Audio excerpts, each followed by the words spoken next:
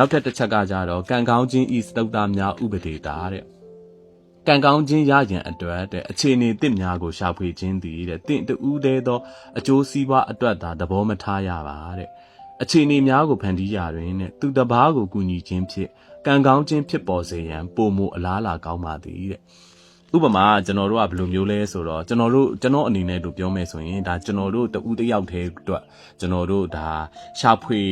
တဲ့အကျိုးစီးပွားတစ်ခုလို့သဘောမထားရဘူးပေါ့နော်ဥပမာဘယ်လိုမျိုးလဲဆိုတော့ကျွန်တော်ကံကောင်းခြင်းတွေကြောင့်ကျွန်တော်အလုပ်တွေအများကြီးလုပ်နိုင်မယ်ကျွန်တော်မှာပတ်စံတွေအများကြီးရပြီးတော့အိမ်တွေကျွန်တော်စောင့်နိုင်မယ်ကျွန်တော်ကားတွေစီးနိုင်မယ်ဆိုရင်ကျွန်တော်ရဲ့မိသားစုပါလိုက်ပြီးတော့ကံကောင်းလာတာပေါ့နော်အဲ့ဒီအတွက်ကိုသူတစ်ပါးပါကူညီခြင်းဖြစ်တယ်ပေါ့ကျွန်တော်ကံကောင်းတယ်လို့သူတို့ပါကံကောင်းတဲ့ပုံစံမျိုးဖြစ်တယ်ပေါ့နော်အဲ့လိုအဓိပ္ပာယ်တက်ရောက်ပါတယ်ဒါကျွန်တော်ရဲ့ဒါဆိုလိုတဲ့အဓိပ္ပာယ်လို့ပြောတာပေါ့နော်ပြီးတော့ကံကောင်းခြင်းဤတဲ့ပြင်စမမြောက်ဥပဒေတာတဲ့အခြေအနေတစ်များကိုဖန်တီးမှုကိုတင့်အချိန်ရွှေ့ဆိုင်လိုက်လျင်ကံကောင်းခြင်းသည်မြည်သည့်အခါမှရောက်ရှိလာမည်မဟုတ်ပါတဲ့အခြေအနေတစ်များကိုဖန်တီးခြင်းသည်တခါတရံခက်ခဲသောအလုပ်ဖြစ်တတ်သည်သို့တော့ယနေ့ပင်၎င်းကိုတင်လှုပ်လိုက်ပါတဲ့ဘယ်လိုပြောရမလဲဆိုတော့ဥပမာကျွန်တော်ဆိုရင်ရိုက်ကူရေးပြီးနေတဲ့အချိန်မှာကျွန်တော်ငါကားရီဆေးလိုက်မယ်ဆိုတဲ့အရာတစ်ခုကိုကျွန်တော်က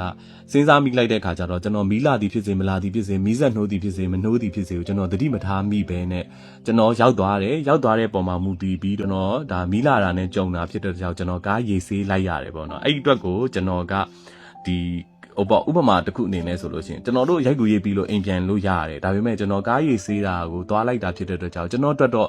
အချိန်တစ်ခုတော့ပေးလိုက်ရတယ်ဒါပေမဲ့ကျွန်တော်ဒီကားရေးဆေးလိုက်တာဖြစ်တဲ့အတွက်ကြောင့်ကျွန်တော်ကတန်တန်ပြန့်ပြန့်လေးဖြစ်သွားတယ်နောက်တစ်နေ့ရိုက်ကူရေးမှာဒီကားကိုကျွန်တော်တို့ယူသုံးမယ်ဆိုလို့ရှိရင်လည်းတန်တန်ပြန့်ပြန့်လေးနဲ့ဒီကားအတွက်ကိုကျွန်တော်တို့တက်ကဘာမှလိုမျိုးလှိမ့်ကြည့်စရာမလိုတဲ့အဖြစ်လေးပေါ့နော်အဲ့ဒါလေးကလည်းဒါကျွန်တော်တို့ကံကောင်းခြင်းတွက်ကိုလည်းအဓိကအချိန်မှာပါသွားတာပေါ့နော်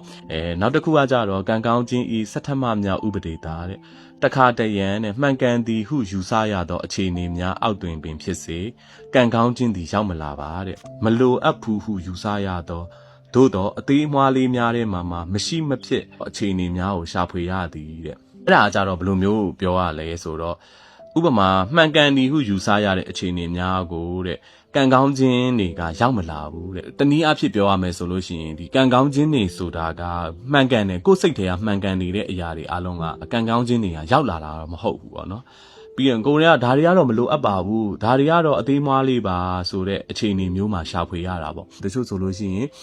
ကံကောင်းခြင်းတဲ့အတွက်ကြောင့်အဲ့လိုရေကန်တွေလှူတာတို့ပြီးသွားလို့ရှိရင်ကြောင်းကံဖျားတွေအဲ့လိုမျိုးတဲတာတို့ဒါကိုယ့်ရဲ့ဒီကံကောင်းခြင်းတွေအတွက်ကိုလည်းရောက်ရှိလာနိုင်တယ်ဆိုတဲ့အဓိပ္ပာယ်ပုံစံမျိုးလို့တော့ကျွန်တော်ထင်ပါတယ်